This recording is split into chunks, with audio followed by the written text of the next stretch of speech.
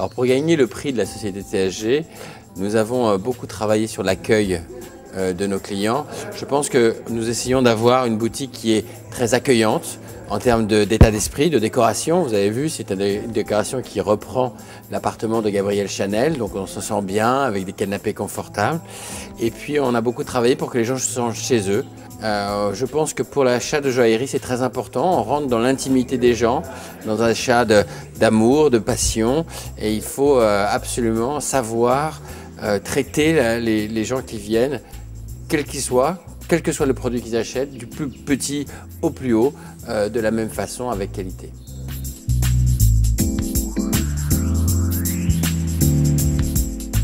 Dans cette collection, la plume, on trouve l'esprit Chanel par le thème original qui est la plume. La broche que je vous montrerai tout à l'heure est une broche qui est une reprise, une reproduction de la broche de 1932, celle qui est très longue, très flexible comme ça. C'est un thème aussi qui est très couture par nature, puisque la plume sert dans la couture aussi. Donc c'est vrai que c'est deux univers qui nous vont très bien. La joaillerie de 1932, originelle.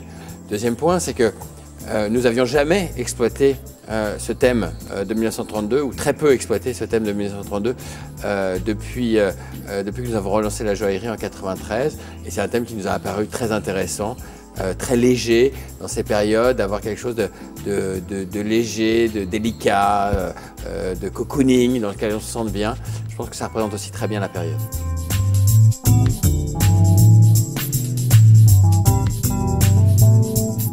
On a utilisé beaucoup de diamants, beaucoup de perles, beaucoup des saphirs paparacha, des saphirs indiens. On a utilisé de la morganite. On a essayé de mélanger des couleurs. C'est surtout des couleurs qu'on a recherchées. Alors des couleurs un peu pâles, un peu poivrées comme ça, un peu poudrées, pour essayer d'avoir quelque chose de très délicat et très facile à porter sur la peau.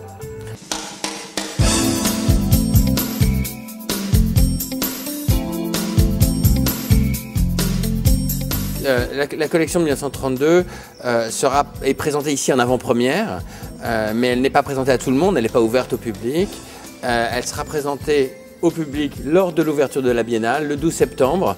Vous savez que nous participons avec 6 autres joailliers à la Biennale des Antiquaires qui a lieu au Grand Palais à partir du 12 au 21 septembre, qui est sûrement l'une des plus belles foires d'antiquité, et qui réunit les plus beaux clients du monde, les plus belles galeries du monde. Et nous participons à ça pour la 3e fois, et nous allons présenter cette collection à ce moment-là.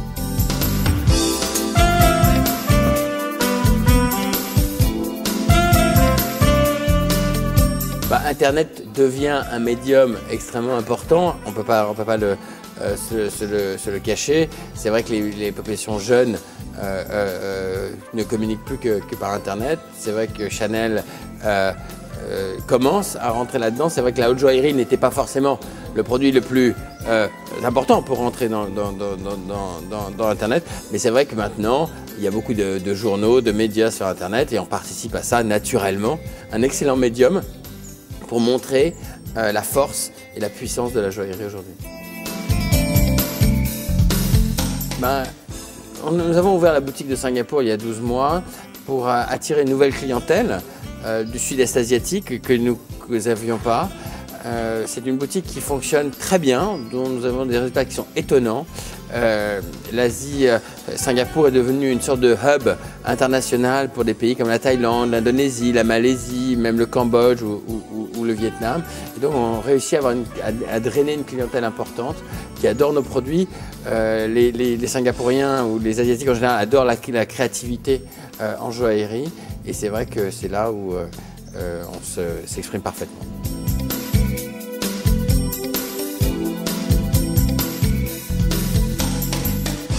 On trouvait cette boutique un peu trop petite par rapport aux boutiques que l'on ouvre actuellement. Donc on n'a pour l'instant pas trouvé de moyens de substitution. Si les clients italiens veulent venir à Paris, ils sont les bienvenus.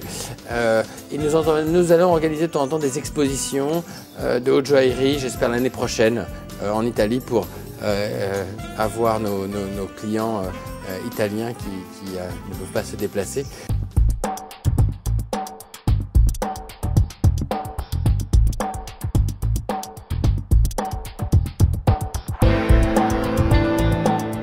Alors nous sommes maintenant, nous faisons partie du syndicat national de la haute couture et nous faisons partie du calendrier, comme toutes les autres maisons, comme 7 autres maisons de la place, parce que c'est vrai que nous voulions nous ouvrir un peu plus. La haute couture, la haute joaillerie avait l'image d'être un peu trop fermée, et c'est vrai que c'est un grand moment, je pense, pour Paris, de montrer l'artisanat français, le savoir-faire français, la qualité du luxe français, et ça réunit des journalistes du monde entier, donc c'est intéressant qu'ils puissent voir les créations de joaillerie qui sont faites à ce moment-là. Ma définition du luxe, ce sont des choses qui sont plus fortes que le fonctionnel, qui font rêver, pour moi, le luxe, c'est quelque chose qui a une dimension supérieure à la fonctionnalité que le produit a. Je pense qu'il y a ça en joaillerie, il y a ça en mode. Et donc, ça crée des envies, une sécurisation, un bonheur que de porter du luxe. On se sent bien. Et ça, je pense que c'est la force de l'homme, que d'avoir des désirs qui sont plus forts que la fonctionnalité brute de la chose.